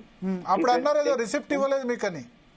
దాని తర్వాత మళ్ళీ ఆయననే రిసిప్ట్ ఇచ్చింది కదా, మీ చిట్ చాట్లనే, మీడియా చిట్ చాట్లనే ఇచ్చిందని చెప్పింది కదా, రిసిప్ట్ ఇచ్చాడు చెప్పింది కదా. తర్వాత సో దాని గురించి కూడా వెయిట్ చేస్తున్నారు, మీరు యాక్షన్ తీసుకుంటారా లేదా అని చెప్పింది కదా. దాంట్లో డెక్కన్ క్రానికల్ పేపర్ లో కూడా వచ్చింది, విత్ ఇన్ 3 months 4 months అన్ని క్లియర్ చేస్తామని చెప్పి. I wait for that. ఆ రోజు వరకు వెయిట్ చేస్తాను, కాలేదంటే డెఫినెట్ గా మళ్ళీ రేజ్ చేస్తాను. ఇప్పుడు కొత్తగా ఎన్నికైన ఎమ్మెల్యేలు చాలా మంది ఉన్నారు కదా, మోస్ట్లీ మీరు 10-11 మంది మన మీటింగ్ అయింది కొత్తగా ఎన్నికైన ఎమ్మెల్యేలే. ఎందుకు గ్యాప్ వస్తుంది? కొత్తగా ఎన్నికైన ఎమ్మెల్యేలకి వర్క్స్ ఎందుకు కావట్లేదు? బిల్స్ శాంక్షన్ గానీ ఇవి గానీ ఎందుకు కావట్లేదు? ఇప్పుడు దాని మీద నేనేం ఆన్సర్ ఇవ్వలేను, just time will decide. Okay. So ఇవాల్టి మీటింగ్ ఇప్పుడు మీరు అన్నట్టు సన్నబియ్యం ప్రోగ్రామ్ సక్సెస్ అయింది అంటున్నారు. 100% ఉత్తమ్ కుమార్ రెడ్డి గారి వారి ఇరిగేషన్ కానీ, ఈ సన్నబియ్యం కానీ, సివిల్ సప్లైస్ కానీ 100% it is the big successful. Uttam Kumar Reddy గారు ఎవ్రీ 2 days 3 days కానీ కాన్ఫరెన్స్ వాళ్ళ ఎమ్మెల్యేస్ కానీ అందరినీ తీసుకొని ఎక్స్ప్లెయిన్ చేస్తే ఏమైనా ఇష్యూస్ ఉన్నా కానీ కూడా ఈజ్ ఆస్కింగ్ అస్ సిస్టమాటిక్ గా, ప్రొఫెషనల్ గా he has implemented this and నిజంగా పబ్లిక్ ఆర్ వెరీ హ్యాపీ. ఈ స్కీమ్ కాంగ్రెస్ కు గేమ్ చేంజర్ అవుద్దా? ఇప్పటి వరకు వచ్చిన ఏదైతే కొంత నెగటివ్, సన్నబియ్యం ఇండియాలో ఫస్ట్ టైం సన్నబియ్యం ఇస్తున్నాము, 100% గేమ్ చేంజర్. కానీ ఎక్కువ ఎందుకు కాంగ్రెస్ పార్టీ నెగటివ్ న్యూస్ తో వార్తలు నిలుస్తుంది? మంత్రివర్గ విస్తరణలో మాకు ప్లేస్ కావాలి, లేకపోతే మా సంగతి చెప్తాం, హైకమాండ్ వినాలి, ఇట్లా ఎందుకు స్టేట్మెంట్స్ ఇస్తున్నారు? హలో అనిరుద్ రెడ్డి గారు. బీఆర్ఎస్ పార్టీ వాళ్ళే ఛానల్స్ కొన్ని నెగిటివ్ చేస్తుంది తప్ప వేరేదేం లేదు. మీరు ఆశిస్తున్నారా మంత్రి పదవి అనిరుద్ రెడ్డి గారు? నేను ఫస్ట్ నుంచి చెప్తున్నాను, మాకు ఒకడే ముదిరాజ్ బిడ్డ ఉన్నాడు Srihari. We all are requesting for Srihari minister కావాలి. ఎందుకంటే మొత్తం రాష్ట్రంలో ఒకడే ముదిరాజ్ బిడ్డ ఉన్నాడు. ఆయన కోసమే we all are praying that he should become minister. మీ పక్క నియోజకవర్గం మక్తల్ నుంచి చేయమని చెప్తున్నారు. ఎస్. మీకు ఎటువంటి ఆశ లేదు మంత్రి పదవి మీద? నాకేం లేదు. నాకు నా కాన్స్టిట్యున్సీ డెవలప్మెంట్ కి ఫండ్స్ వస్తుందా? ఉదండపూర్ రిజర్వాయర్ కి వాళ్ళకి R&R ప్యాకేజ్ ఇంప్లిమెంట్ చేసి రేట్ ఇంక్రీజ్ చేస్తే చాలు. ఇంకా నాకు అంతకనే ఏం అవసరం. సో నియోజకవర్గ అభివృద్ధి ఏజెండా, విప్పు, అవి ఇంకేం పదవులు వద్దు? నాకు ఏ వద్దు. నా కాన్స్టిట్యున్సీకి డెవలప్మెంట్ కావాలి. ఎందుకంటే లాస్ట్ 10 years వాళ్ళు డెవలప్మెంట్ చేయలేదు. అవి డెవలప్ చేయాలి. నాకు ఆ ఫండ్స్ వస్తే చాలు. I'm very happy. Plus revenue department సంబంధించి ఇష్యూ కూడా సార్ట్అవుట్ చేస్తే చాలు. 100% గవర్నమెంట్ ల్యాండ్స్ అన్ని రిటర్న్ తీసుకోవాలి. భూదాన్ ల్యాండ్స్ అన్ని రిటర్న్ తీసుకోవాలి. ఎవరెవరు కబ్జా చేసిండో అవన్నీ రిటర్న్ తీసుకోవాలి. Then I'll be very happy. ఇప్పుడు మీరు మీటింగ్ పెట్టిన పర్పస్, ఎందుకంటే మీటింగ్ పెట్టడం మీద కూడా విమర్శలు వచ్చాయి, ఆ పర్పస్ సాల్వ్ అయినట్టేనా? మేము యాంటీ పార్టీ మీటింగ్ ఎక్కడ పెట్టలేదు. It was only discussion. As ఏదైతే మీకు ఇప్పుడు చెప్పినానో దట్ మాకు ఫండ్స్ కావాలి మా కాన్స్టిట్యున్సీకి అని, దాని గురించే మీటింగ్. దానికి ఇప్పుడు కూడా మీకు ఇంతకు ముందు కూడా అదే చెప్పినాను కదా, మినిస్టర్స్ కి కాన్స్టిట్యున్సీకి ఎన్నైతే ఫండ్స్ తీసుకొని పోయినారో మా ఎమ్మెల్యేలకు కూడా అన్ని ఫండ్స్ ఇవ్వాల్సిందే. ఓకే. బిల్స్ శాంక్షన్ వాటికి సంబంధించి ఏమైనా ఇబ్బంది ఉందా? బిల్స్ చాలా పెండింగ్ లో ఉన్నాయి. స్ట్రీమ్ లైన్ అవుతున్నాయి. 1 by 1 స్ట్రీమ్ లైన్ అవుతున్నాయి. 1 by 1 స్ట్రీమ్ లైన్ అవుతున్నాయి. ఓకే. లాస్ట్ టైం ఎందుకంటే లాస్ట్ ఫైనాన్షియల్ ఇయర్ లో రుణమాఫీ చేసింది కాబట్టి కొంచెం టైట్ ఉండే. అది ఈ ఇయర్ లో I think it will be good initiative by బట్టి విక్రమార్క గారు. And I think everything will be in line now. Rythu Bandhu సంబంధించి ఏమైనా కంప్లైంట్స్ ఉన్నాయా? ఇప్పటి వరకు అయితే ఏం లేవు. ఎవ్రీథింగ్ పబ్లిక్ కూడా తెలుసు ఏ సిచ్యువేషన్ నుంచి మేము బయటికి వస్తామని వాళ్ళకు కూడా తెలుసు. వాళ్ళే మాతో అంటున్నారు గత ప్రభుత్వంలో మొత్తం అప్పులు చేసిపోయినారు అని చెప్పి వాళ్ళే పబ్లికే మాతో అంటున్నారు. ఓకే, అప్పులు చేశారు కాబట్టి ఇప్పుడు పాత గవర్నమెంట్ ఉన్నప్పుడు కబ్జాలు, రౌడీజము, దొంగ రిజిస్ట్రేషన్ చాలా అయినాయి. మన ఇప్పుడు ఎక్కడ వినిపిస్తలేవు. మీకు కూడా అంటున్నారు కదా కబ్జాలు, హైడ్రా పేరు మీద భయపెడుతున్నారని అంటున్నారు కదా వాళ్ళు. మీ వాయిస్ బ్రేక్ అవుతుంది. హైడ్రా పేరు మీద భయపెడుతున్నారు అంటున్నారు అనిరుద్ రెడ్డి గారు. వినబడుతుంది? హైడ్రా పేరు మీద భయపెడుతున్నారు అని అంటున్నారు. మీ వాయిస్ మొత్తం కట్ అవుతుందండి. ఒకసారి మళ్ళీ కట్ చేసి కాల్ చేయండి పీసీఆర్ అనిరుద్ రెడ్డి గారికి. ఇప్పుడు వినిపిస్తుందా అనిరుద్ రెడ్డి గారు? మొత్తం బ్రేక్ అవుతుంది మీ వాయిస్. హైడ్రా ఒకటి వినిపించింది. హైడ్రా పేరు మీద మీరు కలెక్షన్ చేస్తున్నారు, భయపెడుతున్నారు, బెదిరిస్తున్నారు అని చెప్తున్నారు ప్రతిపక్షం చెప్తున్నా. మళ్ళీ ఎక్కడ బెదిరిస్తున్నారు వాళ్ళు కంప్లైంట్ ఇవ్వచ్చు కదా. వంశీరామ్ మ్యాన్హట్టన్ వాళ్ళ హయాంలోనే జరిగింది కదా, మరి వాళ్ళు ఎందుకు మాట్లాడతలేరు? ఓకే, వాళ్ళు మాట్లాడారు కదా, అపోజిషన్ ఉన్నప్పుడు అడగాలి కదా ల్యాండ్ గురించి. అంటే ఈ విషయంలో అధికార పక్షం ప్రతిపక్షం ఇద్దరు కొల్లుడైనట్టుంది మీరు చెప్పిన వంశీరామ్ మన్హట్టన్ విషయంలో. అది నాకు తెలియదు కానీ వాళ్ళు అది మాట్లాడినప్పుడు వాళ్ళ హయాంలో జరిగినాయి. వాళ్ళు తప్పు చేయనప్పుడు వాళ్ళు మాట్లాడొచ్చు కదా. వాళ్ళు తప్పు చేసింది కాబట్టి మాట్లాడతలేరు. ఓకే, సో ప్రతిపక్షం కూడా మాట్లాడట్లేదు ఈ వంశీరామ్ మన్హట్టన్ విషయంలో. అవును, అధికార పక్షం మీరు ఒక్కలే ఫైట్ చేస్తున్నారు. వాళ్ళ హయాంలోనే జరిగింది కదా. ఓకే, సో అంటే ఈ విషయంలో రెండు వర్గాలు ఏకమైన అనుకోవచ్చు, అంతేనా? నేనేం అట్లా అనలేదు కదా. నేనేమంటున్నా మా కాంగ్రెస్ పార్టీ మేము కొట్లాడతామో బయటికి తీస్తామని చెప్తున్నా. ఒకటైతున్నాం అని అనలేదు. ఒకటైతున్నాం అంటే నేను కూడా మాట్లాడదు కదా. నేను కూడా పార్టీలో అయినా కదా. పార్టీలో మీరు కాకుండా వేరే వాళ్ళు అందరు మాట్లాడుతున్నారు. ఎవరేం దానికి అగేన్స్ట్ గా లేరు. అందరు చెప్తున్నారు క్లియర్ గా that is government land. But ఎందుకు ఇప్పుడు నేను ఒక ఎగ్జాంపుల్ చెప్తే ఇప్పుడు మనం మాట్లాడుతున్నాము, డెఫినెట్ గా మీ ఛానల్ రెవెన్యూ డిపార్ట్మెంట్ వాళ్ళు వింటుంటారు. వాళ్ళు చూద్దాం రాదు ఈ 1 week లో వాళ్ళు ఏం యాక్షన్ తీసుకుంటారు ఆ ల్యాండ్ పైన. అట్లీస్ట్ వాళ్ళు క్లారిటీ అని ఇవ్వాలి కదా ఆ ల్యాండ్ ఏంటని. కానీ హైడ్రా అని చెప్పి ఇప్పుడు అన్ని కూలగొట్టి మొత్తం ఇది ఒక్కటి మాత్రం ఎందుకు ఉంచుతున్నారు? మీరే కంప్లైంట్ క్లియర్ గా ఇచ్చినా ఈ విషయంలో మాత్రం అవును, ఎందుకు? అది దాంట్లో ఆల్రెడీ దాంట్లో చెరువు ఉన్నది అక్కడ మొత్తం ఫిల్ట్ అంతా తీస్తున్నాము, వాళ్ళకి ఇంత టైం ఇచ్చిందని చెప్పి ఒక స్టేట్మెంట్ ఇచ్చినారు కదా హైడ్రా కమిషనర్. ఓకే నేను కూడా వెయిట్ చేస్తున్నాను. నా పక్కనే నా ఇల్లు కదా, నాకు రోజు కనిపిస్తుంది కదా, ఓకే ఓకే చూస్తాను. నేను పని జరగకుండా నేను ఇమీడియట్ గా మళ్ళీ మీకు చెప్తాను, మళ్ళీ కంప్లైంట్ కూడా ఇస్తాను. నేనేం ఊరుకోను, ఒకసారి దిగిన తర్వాత నేను వెనకకు పోను. ఓకే ఓకే ఓకే సో అందుకే టైం విల్ డిసైడ్ అంటున్నా. ఓకే ఓకే సో ఒకటి, ఇంకా సీఎం రేవంత్ రెడ్డి కొన్ని కామెంట్ చేశారని చెప్తున్నారు మీటింగ్ లో. పార్టీ బాగుంటేనే మనం బాగుంటాం, నేను కూడా 8,000తో ఓడిపోయాను, మళ్ళీ పార్టీ ఫామ్ లోకి వచ్చిన తర్వాత 35,000తో గెలిచాను కొడంగల్లో, సో పార్టీ గురించి ఆలోచించండి అని చెప్పారని చెప్తున్నారు. మీరు మొత్తం అక్కడ కూర్చున్నట్టు మీకు వినిపించినట్టే చెప్తున్నారు. 63 మంది ఎమ్మెల్యేలు ఉన్నారు కాంగ్రెస్, చాలా మంది మిత్రులు ఉన్నారు, చెప్తారు కదా. 65 65 మంది ఎమ్మెల్యేలు ఎమ్మెల్సీలు ఇంతమంది ఉన్నారు కదా. మమ్మల్ని పబ్లిక్ లో ఉండమని చెప్పినాడు, ఆ సందేశం మాకు ఇచ్చాడు అంతే. ఓకే, పబ్లిక్ లోకి వెళ్ళి మీరు సన్న బియ్యం అవన్నీ విస్తృతంగా ప్రచారం చేస్తారు. పబ్లిక్ లకు వెళ్ళి మా స్కీమ్స్ ఇంప్లిమెంటేషన్, అక్కడ ఇంకేమైనా ఇష్యూస్ ఉంటే కూడా టేకప్ చేయమన్నారు, మాట్లాడమన్నారు. Okay okay okay thank you Anirudh Reddy garu. So మళ్ళీ మీటింగ్ అందరూ అనిరుద్ రెడ్డి అంటే భయపడుతున్నారు కాంగ్రెస్ హైకమాండ్ నుంచి కింది వరకు. మళ్ళీ మీటింగ్స్ ఏం పెట్టరు కదా, ఎమ్మెల్యేల మీటింగ్. అంటే ఎమ్మెల్యేలు మేము కూర్చోవద్దు, తినొద్దు, ఒక దగ్గర కూర్చోవద్దా ఏంది? ఇది మమ్మల్ని డివైడ్ చేస్తారా ఏంది మీరంతా? మరి కూర్చుంటే ఎందుకు? మీరు కూర్చుంటే మీ హైకమాండ్ అప్పుడు దీపాదాస్ ముంచి ఎక్స్ప్లెనేషన్ అడిగింది. మేము కాంగ్రెస్ పార్టీ ఎమ్మెల్యేలము, మేము అమ్ముడు పోయే ఎమ్మెల్యేలం కాదు. మేము ప్రజల కోసము, ప్రజల ఇష్యూస్ గురించి మాట్లాడే ఎమ్మెల్యేలము. సో ఎవరు ఏం వరి కావాల్సిన అవసరం లేదు. మాకన్నా ఎక్కువ అపోజిషన్ కే ఎక్కువ ఇంట్రెస్ట్ ఉంది అనుకుంటా మేము మీటింగ్లు పెట్టాలని చెప్పి. ఈసారి పెడితే మొత్తం 65 మందితో పెడతాను మీటింగ్. మీ మీటింగ్ పెడితే భయపడుతుంది కాంగ్రెస్ హైకమాండ్. దీపాదాస్ నుంచి కూడా అప్పుడు ఫోన్ చేశారు కదా, ఎందుకు ఏంటని అడిగారు. డిన్నర్ పెడితే సీఎం గారినే స్పెషల్ గెస్ట్ గా పిలిచి డిన్నర్ పెడతాను. ఈసారి మీటింగ్ పెడితే సీఎం గారు మీ జిల్లానే కదా. ఎస్ అవును, పిలిచి పెడతాను, తప్పేముంది, అందరిని పిలుస్తాం, డిన్నర్ పెడతాను. నా కాన్స్టిట్యూన్సీకి ఏమైనా కావాల్సి రిక్వెస్ట్ చేస్తాను సీఎం గారిని. Okay okay okay okay thank you Anirudh Reddy garu. So మొత్తానికి స్పందన సిఎల్పి మీటింగ్ సంబంధించి ఇన్సైడ్ డీటెయిల్స్ ఏంటంటే, అంటే నాకున్న సమాచారం, రేవంత్ రెడ్డి ఏం చెప్పారంటే, ఫస్ట్ మనం ప్రచారంలో చాలా వెనుకబడి ఉన్నాం. అవతల బీఆర్ఎస్ ఆయన చెప్పిన వెర్షన్ చెప్తాను. బీఆర్ఎస్ తక్కువ పని చేసి ఎక్కువ ప్రచారం చేసుకుంది. మనం రుణమాఫీ గురించి ప్రచారం చేసుకోలేకపోయాం. తర్వాత ఇప్పుడు రిక్రూట్మెంట్ గురించి ప్రచారం చేసుకోలేకపోయాం. గ్రూప్ 1 లేకపోతే నిరుద్యోగులకు సంబంధించి. సన్న బియ్యం చాలా సక్సెస్ అయింది, దాన్ని ప్రచారం చేయండి ఇక్కడి నుంచైనా. రుణమాఫీ విషయంలో ఎట్లాగో నెగిటివ్ క్యాంపెయిన్ జరిగింది.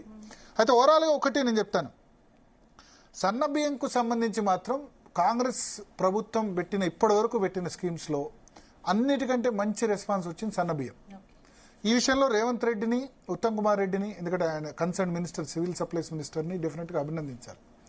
ఇప్పుడు ఏం చేస్తున్నారు, బియ్యం సంబంధించి 30 రూపాయలకు కేంద్ర ప్రభుత్వం సబ్సిడీ ఇస్తుంది.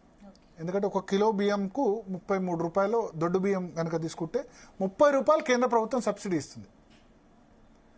దీనిలో 2 రకాల కార్డ్స్ ఉన్నాయి. ఒకటి అంత్యోదయ అన్న యోజన, అంటే ఒక మొత్తం రేషన్ కార్డ్స్ కవర్ చేసే జనాభా దాదాపు 3 కోట్ల వరకు ఉంది. తెలంగాణ పాపులేషన్ 3,50,00,000 అయితే, 3,60,00,000 అయితే 3 కోట్ల మందికి రేషన్ కార్డ్స్ ఉన్నాయి. అంటే 85% నిరుపేదలు అన్నట్టు లెక్క ప్రకారం. నిజానికి అంతమంది లేదు. వైట్ రేషన్ కార్డు ఇవాళ ఎవరు పడితే వాళ్ళకి అందరికి ఇచ్చేస్తున్నారు. సో దీనిలో అంత్యోదయ అన్న యోజన కేంద్ర ప్రభుత్వం స్కీమ్ కింద కవర్ అయ్యే వాళ్ళు దాదాపు 1,90,00,000 ఎంతనో ఉంటారు. మిగతా వాళ్ళకి రాష్ట్ర ప్రభుత్వం ఇస్తుంది. దీనిలో 30 రూపాయల సబ్సిడీ కేంద్ర ప్రభుత్వం ఇస్తుంది. ఇచ్చి ఏమి ఇస్తున్నారు, దొడ్డు బియ్యం ఇస్తున్నారు. దొడ్డు బియ్యం ఇస్తే ఏం చేస్తున్నారు, దాన్ని అందరు కూడా ఇప్పుడు దొడ్డు బియ్యం తినడం మానేశారు. ఈవెన్ ఇప్పుడు మన హాస్టల్స్లో కూడా సన్న బియ్యం సప్లై అవుతుంది. ఏం చేస్తున్నారు, దొడ్డు బియ్యం స్మగ్లింగ్, కాకినాడ పోర్టు నుంచి డైరెక్ట్గా విదేశాలకి, ఫిలిప్పీన్స్కు, వేరే దేశాలకి వెళ్తుంది. అక్కడ రైస్ కన్జంప్షన్ ఎక్కువ ఉన్న దేశాలకి స్మగ్లింగ్ అవుతుంది. లేదా ఈ దొడ్డు బియ్యం తీసుకొచ్చి పిండి గిర్నీలో పట్టించి, నేనే ఇప్పుడు బియ్యం పిండి పట్టించుకోవాలంటే ఏం చేస్తాం, సన్న బియ్యం పట్టించాం కదా, మా ఇంట్లో వచ్చే మేడో వాళ్ళనో మీ దగ్గర, ఎందుకంటే మాకు వైట్ రేషన్ కార్డు లేదు, 10 రూపాయల కిలో బియ్యం అమ్మమ్మ 5 కిలోలు సన్న బియ్యం కావాలని వాళ్ళని అడిగితే పిండి గిన్నెలో పట్టించుకుంటాం. నేను చెప్తున్నాను, మేము అలా చేస్తున్నాం. సో ఏదైతే 30 రూపాయలు ఖర్చు పెట్టి బియ్యం ఇస్తే ఆ బియ్యం తినట్లేదు పబ్లిక్.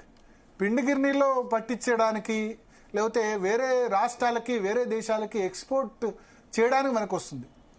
ఎవరైతే ఇప్పుడు ఆ దొడ్డు బియ్యం తింటే కదా 30 రూపాయలు 1 కిలో చొప్పున సబ్సిడీ ఇచ్చినప్పుడు నెలకి 20 కిలోలు ఇస్తున్నప్పుడు 600-700 రూపాయలు ప్రతి కుటుంబానికి 1000 రూపాయలు ఖర్చు పెడుతున్నప్పుడు రాష్ట్ర వ్యాప్తంగా ఖర్చు పెడుతున్నప్పుడు ఆ బియ్యం ఎంత చేస్తే తినట్లేదు. అది వేరే రాష్ట్రాలకు స్మగ్లింగ్ అవుతుంది, వేరే దేశాలకు వెళ్తుంది. పిండి గిర్నీలో వాటికి యూజ్ చేస్తున్నారు. ఇప్పుడు రేవంత్ రెడ్డి ప్రభుత్వం ఏంటంటే సన్న బియ్యం అని మేము అందరికి ఇస్తామని హామీ ఇచ్చి 30 రూపాయల మీద ఇంకో 10 రూపాయలు వీళ్ళు ఖర్చు పెట్టి, ఎందుకంటే సన్న బియ్యంకు బోనస్ ఇస్తున్నారు కదా, రాష్ట్ర ప్రజలందరూ కూడా సన్న బియ్యం ఇస్తున్నారు. సో ఇప్పుడు ఏంది, ఆ 30 ఆ దొడ్డు బియ్యం ఇచ్చి కూడా లాభం లేకుండా ఉన్నదాన్ని సన్న బియ్యం ఇచ్చి సప్లై చేయడం వల్ల ప్రతి ఒక్కళ్ళు కూడా సన్న బియ్యం తింటున్నారు ఇవాళ రేపు కదా. అన్ని ఫ్యామిలీస్ 80-85%, 90% ఫ్యామిలీస్ సన్న బియ్యం తింటున్నాయి. సో అదేదో ఇంకో 10 రూపాయలు ఎక్స్ట్రా ఖర్చు పెడదాం. దీనివల్ల రాష్ట్రానికి పడే ఖర్చు ఎంత? 2,800 కోట్లు. సంవత్సరానికి 2,800 కోట్లు ఎక్కువ పడుతుంది. 3,000 కోట్లు అనుకుందాం సంవత్సరానికి. ఇప్పుడు రుణమాఫీ చేశారు, 20,000 కోట్లు పెట్టి చేశారు. అందరిలో సాటిస్ఫాక్షన్ ఉందా? లేదు. కానీ అదే సన్న బియ్యం 3,000 కోట్లు ఖర్చు పెడితే 3 కోట్ల మంది పాపులేషన్కు, వైట్ రేషన్ కార్డు ఉన్న వాళ్ళ 3 కోట్ల మంది పాపులేషన్కు రుణమాఫీ ఎంతమంది చేస్తారు? 15 లక్షలు, 20 లక్షలు, 30 లక్షల మంది రైతులకు చేస్తారు. కానీ ఇక్కడ 3 కోట్ల మంది కవర్ అయ్యే స్కీమ్కు 3,000 కోట్ల రూపాయలు ఖర్చు పెడితే సన్న బియ్యం ఇస్తే మంచి పబ్లిసిటీ దొరుకుతుంది. సో రేవంత్ రెడ్డి చేసిన వెల్ఫేర్ స్కీమ్స్, నేను ఫ్రీబీస్కి వ్యతిరేకం పర్సనల్గా, కానీ ఆ వెల్ఫేర్ స్కీమ్స్లో అంతో ఇంతో ఉపయోగపడేది అంటే ఇంతకాలం దొడ్డు బియ్యం పారేసేవాళ్ళు, అమ్ముకునేవాళ్ళు, రూపాయికి కిలో బియ్యం, రూపాయి కాదు ఇప్పుడు ఫ్రీ ఉచిత బియ్యం ఇస్తే 10 రూపాయలకు 15 రూపాయలకు అమ్ముకునే బదులు అది అట్లీస్ట్ తినడానికి వెళ్తుంది. ప్లస్ దీని ద్వారా ఇంతకాలం మన దగ్గర కూడా దొడ్డు బియ్యం ఎక్కువ పండించేవాళ్ళు. ఇప్పుడు సన్న బియ్యం ఈసారి బంపర్ క్రాప్ వచ్చింది. అంటే ఈటింగ్ ప్యాటర్న్, ఈటింగ్ హ్యాబిట్స్ మారిన కొద్దీ రైతులు కూడా ఆ విధంగా మారుతున్నారు కదా. బోనస్ 500 అనౌన్స్ చేయడం వల్ల అదేదో మనం తినే ఫుడ్, ఎందుకంటే దొడ్డు బియ్యం కేవలం తమిళనాడు, కేరళలో మాత్రమే తింటారు. బాస్మతి బియ్యం ఏమో ఎక్స్పోర్ట్ అవుతుంది. సన్న బియ్యమే మోస్ట్లీ తింటున్నారు. కాబట్టి మన రాష్ట్రంలో మనం తినే ఫుడ్ మన వాళ్ళే రైతులు కూడా పండిస్తున్నారు. సో ఒక విధంగా రైతుకు 500 రూపాయలు బోనస్ వస్తుంది, రైతుకు లాభం, తినే వాళ్ళకి మన 3 కోట్ల మంది ప్రజలకు లాభం. సో చాలా అద్భుతమైన స్కీమ్. కాంగ్రెస్ పార్టీకి నేను చెప్తాను, ఇది ఒక గేమ్ చేంజర్. దీన్ని ఇప్పుడు రేవంత్ రెడ్డి స్వయంగా భద్రాచలంలో వెళ్ళి ఆయన ఒక ఇంట్లో సన్న బియ్యం దీన్ని ప్రారంభించారు. ఇట్లే అందరు మంత్రులు, ఎమ్మెల్యేలు పోయి సన్న బియ్యం వాళ్ళ ఇంట్లో వండుతున్నారు కదా, తిని పబ్లిసిటీ చేస్తే అప్పుడు ఐడెంటిఫై అయ్యింది. ఇప్పుడు 2 రూపాయల కిలో బియ్యం ఎన్టీ రామారావు 1983లో అనౌన్స్ చేస్తే, ప్రారంభిస్తే ఇప్పటికి కూడా ఎన్టీ రామారావునో తెలుసుకుంటారు 2 రూపాయల కిలో బియ్యం ఇచ్చారని చెప్పి. ఆ 2 రూపాయల కిలో బియ్యం కాస్తే ఇప్పుడు రూపాయి కిలో బియ్యం కిరణ్ కుమార్ రెడ్డి టైంలో అయింది. ఇప్పుడు ఫ్రీ బియ్యం అయిపోయింది. ఫ్రీ బియ్యం అయినా ఇంకా ఎన్టీఆర్ పేరునే జపిస్తున్నారు కదా. స్టార్ట్ చేసిన వాళ్ళకు ఉంటుంది. సో ఇప్పుడు రేవంత్ రెడ్డి ఆశ కూడా అదే, సన్న బియ్యం నేను స్టార్ట్ చేశాను కాబట్టి ఆ పేరు నాకు వస్తుంది. అప్పుడు 1983లో 90s లో 2000 లో అందరు దొడ్డు బియ్యం తిన్నారు. ఇప్పుడు ఈ జనరేషన్ ఎవరు దొడ్డు బియ్యం తినట్లేదు. పాలిష్ రైస్, సన్న బియ్యం మాత్రమే తింటారు. శ్రీరామ, జై శ్రీరామ రైసా లేకపోతే ఇంకేదంటారు సోనా మసూరా, ఇది మాత్రమే తింటున్నారు. కాబట్టి ఆ తినేదానికి తక్కువ ఖర్చులో 3 కోట్ల మంది కవర్ అవుతున్నారు. 3,000 కోట్ల ఖర్చుతో 3 కోట్ల మందికి ఇది ఒక్క నెల కాదు కదా, ప్రతి నెల రేషన్ కార్డు ద్వారా ఇచ్చినప్పుడు ప్రతి నెల మేము సన్న బియ్యం తింటున్నాం. సన్న బియ్యం ఇప్పుడు బస్తాకి ఎంత ఖర్చు అవుతుంది? 25 కిలోలకి 1,600-1,700 అంటే క్వింటాల్కి దాదాపు 6,500-7,000 రూపాయలు ఖర్చు పెడుతున్నారు ఫ్యామిలీస్ క్వింటాల్ బియ్యానికి. అంటే కిలోకి 65 రూపాయలు అయింది. అటువంటిది రాష్ట్ర ప్రభుత్వం ఫ్రీగా ఇస్తే డెఫినెట్ గా ఉంటుంది కదా. సో దీన్ని మేము కాంగ్రెస్ స్టార్ట్ చేశాం అని ప్రజల్లోకి తీసుకెళ్లడంలో సక్సెస్ అవ్వాలి కాంగ్రెస్, ప్రజల్లోకి తీసుకెళ్లడమని రేవంత్ రెడ్డి చెప్తున్నారు. ఇప్పటి వరకు జరిగింది అదే, రుణమాఫీ చేశారు కానీ ఏం గుడ్ నేమ్ రాలేదు. ఇచ్చిన వాళ్ళు చప్పుడే కూర్చున్నారు, ఇవ్వని వాళ్ళు బ్యాడ్ నేమ్ ఎక్కువ తీసుకొచ్చారు. ఇదే ఏ వెల్ఫేర్ స్కీమ్ ఇంప్లిమెంట్ చేసినా సాచ్యురేషన్ లో ఇంప్లిమెంట్ చేస్తేనే ఫలితాలు ఉంటాయి. ఫర్ ఎగ్జాంపుల్ చెప్తా, కేసీఆర్ దళిత బంధు పెట్టారు 10 లక్షలు. ఎన్ని ఫ్యామిలీస్ కి ఇవ్వగలరు? రాష్ట్రంలో ఉన్న మొత్తం ఫ్యామిలీస్ కవర్ కావాలంటే దళిత బంధు ఇవ్వాలండి అంటే 10-15 సంవత్సరాలు పడుతుంది. దళిత బంధు నెగటివ్ అయింది బీఆర్ఎస్ కి ఎన్నికల్లో. దళితులు ఒక ఫ్యామిలీకి ఇచ్చి 10 ఫ్యామిలీస్కి ఇవ్వకపోతే ఆ ఫ్యామిలీకి ఇచ్చారు మాకు ఇవ్వలేదని చెప్పి వాళ్ళు నెగటివ్ గా ఓటేశారు. ప్రతి ఊర్లో దళిత బంధు లబ్ధిదారులు ఎమ్మెల్యేలు వాళ్ళ దగ్గర వాళ్ళకి ఇచ్చుకున్నారు ఎలిజిబుల్ కాకుండా. రిచ్ వాళ్ళకి మాకంటే సంపన్నులకు ఇచ్చుకున్నారు దళిత బంధు అని చెప్పి నెగిటివ్ చేశారు. బీసీ బంద్ అంతే, ₹1,00,000 బీసీ బంద్ ఇస్తే ఒకటికి వస్తే 10 మంది బీసీలు వేరే వాళ్ళు నెగిటివ్ చేశారు. సో మీరు ఏదైనా వెల్ఫేర్ స్కీమ్ సాచ్యురేషన్ లో 100% మంది ఎలిజిబుల్ వాళ్ళకి ఉంటేనే అవుతుంది. రాజశేఖర రెడ్డికి ఇందిరమ్మ ఇల్లు 20 లక్షల ఇల్లు అడిగిన వాళ్ళకల్లా 30 లక్షల ఇల్లు ఇచ్చారు, ఓటేశారు మళ్ళీ పబ్లిక్. ఉపాధి హామీ అందరికి ఇస్తే ఓటేశారు. కేసీఆర్ కి అంతే ఫస్ట్ టర్మ్ లో రైతు బంధు అందరికి ఇచ్చేశారు కదా. రెడ్డిలా నాన్ రెడ్డిలా ఇన్కమ్ ట్యాక్స్ కడుతున్నారా లేదా ఇచ్చేశారు కదా అందరికి, సక్సెస్ అయింది. సో సాచురేషన్ పాయింట్ ఆఫ్ వ్యూలో ఏదైనా ఫ్రీ బీస్ కనుక ఇంప్లిమెంట్ చేస్తే అది సక్సెస్ అవుతుంది అనడానికి సన్నబియ్యం ఉదాహరణ. సో రేవంత్ రెడ్డి అంటే ఇది ఒక కేస్ స్టడీ. సన్నబియ్యం మాత్రం ఇప్పుడున్న అన్ని స్కీమ్స్ లోకి వెళ్ళా మహిళలకు ఉచిత బస్సు ఇచ్చారు. దానివల్ల సరే కొద్దిమంది మహిళలు హ్యాపీగా ఉండొచ్చు కానీ పురుషులు అన్హ్యాపీ కదా, సీట్ దొరుకుతలేదు. టికెట్ పెట్టి మేము పైసలు పెడితే మాకు సీట్ దొరుకుతలేదు, బస్ అంతా అదైపోయాయి. మహిళలు కూడా సీటు ఫుల్ రష్ అయిపోయేసరికి వాళ్ళకి సీటు దొరకకపోతే టికెట్ ఉంటే అయిపోతుండే కావచ్చు అని అనుకునే సిచ్యువేషన్ వచ్చిన పరిస్థితి. సో అందుకని ఒకటి సన్నబియ్యం స్కీమ్ మంచి సక్సెస్ అయింది. ఈ విషయంలో రేవంత్ రెడ్డి సర్కార్ను ఇప్పుడున్న 2 సంవత్సరం ఈ 1.5 year లో ది బెస్ట్ స్కీమ్ సన్నబియ్యం స్కీమ్ అని చెప్పొచ్చు. ఆ క్రెడిట్ రేవంత్ రెడ్డికి ఇవ్వాలి డెఫినెట్ గా. ఆయన భద్రాచలంలో దాన్ని ఇనిషియేటివ్ చేశారు. దీన్ని విస్తృతంగా తీసుకుపోమని ఎమ్మెల్యేలు మంచి కార్యక్రమాన్ని ప్రజల్లోకి తీసుకెళ్లమని చెప్పారు. ప్లస్ హెచ్సియు గురించి జరిగిన సంబంధించి Congress party version AI generated morphing ఇవన్నీ చెప్పారు. ప్లస్ బీజేపీ నేతలు మొన్నటి వరకు బండి సంజయ్ కిషన్ రెడ్డి నన్ను తిట్టారు, నిన్న స్వయంగా నరేంద్ర మోడీ కూడా రంగంలోకి దిగారని చెప్పి ఆయన చెప్పుకున్నారు. ఇంకొక ఇంపార్టెంట్ పాయింట్, ఇప్పుడు అనిరుద్ రెడ్డి అన్నారు మీరు మీటింగ్ లో కూర్చున్నట్టే చెప్తున్నారని. ఇంపార్టెంట్ పాయింట్ ఏం చెప్పారంటే రేవంత్ రెడ్డి పార్టీ గురించి ఆయన ఏం చెప్పారంటే పార్టీ గురించి నెగటివ్ మాట్లాడితే పార్టీ పల్చన్ అయితే మీరు గెలవరు నేను గెలవను, ఎవరు గెలవరు. ఆయన ఎగ్జాంపుల్ చెప్పారు. 2019 అసెంబ్లీ ఎలక్షన్స్ లో కొడంగల్లో నేను 9,000తో ఓడిపోయాను రేవంత్ రెడ్డి. ప్లస్ మిగతా ఎమ్మెల్యేలు కూడా చాలా మంది ఓడిపోయారు. అప్పుడు గెలిచింది 19 మంది. అంతకుముందు 2014 ఎలక్షన్స్ లో 21 మంది, మొన్న 19 మంది. సో పార్టీ గురించి పలచన అయితే అందరూ ఓడిపోతారు. పార్టీ గురించి మంచిగా ఉంటే ఎమ్మెల్యేలు అందరూ కూడా గెలుస్తారు. అప్పుడు 9,000తో నేను ఓడిపోయాను, ఇప్పుడు 35,000తో గెలిచాను కొడంగల్. ఎందుకు? పార్టీకి కాంగ్రెస్ కోటేయాలని ప్రజలు అనుకున్నారు. సో పార్టీ ఇమేజ్ ను మీరు దృష్టిలో పెట్టుకోండి. ఎమ్మెల్యేలు సరే మంత్రివర్గం గురించి రావాలి అన్న ఆస్పిరేషన్ అందరికీ ఉండొచ్చు, కానీ మనం హైకమాండ్ కు విడిచిపెట్టాం. హైకమాండ్ నిర్ణయం తీసుకోవాలి ఎవరికి మంత్రివర్గాలు. సో రోజుకో స్టేట్మెంట్ చేయడం కరెక్ట్ కాదు. పార్టీని బ్లాక్ మెయిల్ చేస్తే కరెక్ట్ గా అది అస్సలు కరెక్ట్ కాదు. అద్దంకి దయాకర్ చూసుకొని నేర్చుకోండి అని ముందరున్న అద్దంకి దయాకర్ చూపించారు. అద్దంకి దయాకర్ ఎమ్మెల్యే టికెట్ ఇవ్వకుండా, ఎమ్మెల్సీ కూడా ఫస్ట్ టర్మ్ లో ఇవ్వకుండా ఆయన వెయిట్ చేశారు, ఆపర్చునిటీ వచ్చింది. కాబట్టి ఆయన చూసి నేర్చుకోండి మీరంతా అని చెప్పారు. ఇండైరెక్ట్ గా బ్లాక్ మెయిల్ కూడా చేయొద్దు హైకమాండ్. అంటే ఇటీవల మాట్లాడారు, రాజగోపాల్ రెడ్డి మాట్లాడారు, మల్రెడ్డి రంగారెడ్డి మాట్లాడారు, ప్రేమ్ సాగర్ రావు మంచిర్యాల ఎమ్మెల్యే నిన్న బహిరంగ సభలో మాట్లాడారు. నాకు ఆయన వివేక్ ను క్రిటిసైజ్ చేస్తూ మాట్లాడారు. మళ్ళీ వివేక్ దానికి క్లారిఫికేషన్ ఇచ్చారు. కేంద్ర మంత్రి పదవి నాకు వచ్చేది బీజేపీలో ఉంటే నేను రేవంత్ రెడ్డి రాహుల్ గాంధీ ఆహ్వానం మేరకు పార్టీలో జాయిన్ అయ్యానని. ప్రేమ్ సాగర్ ఏమో అన్ని పార్టీలు తిరిగిన వాళ్ళకి మంత్రి పదవి ఇస్తారని. రాజగోపాల్ రెడ్డి ఏమో జానారెడ్డిని తిట్టారు. జానారెడ్డి ధృతరాష్ట్ర లాగా చేస్తున్నారు, నేను అడుక్కోవడం ఏంది మంత్రి పదవి గురించి, నేను కదా భువనగిరి ఎంపీ సీట్ ను గెలిపించింది, మిగతా చోట్ల అందరూ మంత్రులు ఇన్ఛార్జ్ పెడితే ఎమ్మెల్యేని ఇన్ఛార్జ్ పెట్టి నేను కదా గెలిపించింది అని చెప్పి ఆయన మాట్లాడారు. సో వీటన్నిటికీ కౌంటర్ గా రేవంత్ రెడ్డి మాట్లాడారు. సో సిఎల్పి మీటింగ్ లో ఒకటి వెల్ఫేర్ స్కీమ్స్ కు ప్రచారం చేయండి. May 1 నుంచి June 2 వరకు రాష్ట్ర అవతరణ దినోత్సవాల వరకు అందరు ఎమ్మెల్యేలు ఇంటింటికి వండి కాంగ్రెస్ పార్టీ కార్యక్రమాలకు విస్తృత ప్రచారం కల్పించండి, నేను కూడా తిరుగుతానని చెప్పారు.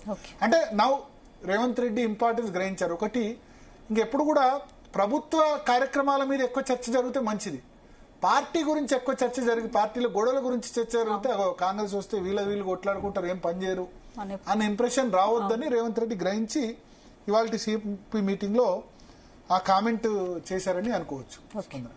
ఓకే భరత్, ఇక నెక్స్ట్ టాపిక్ డిస్కస్ చేసి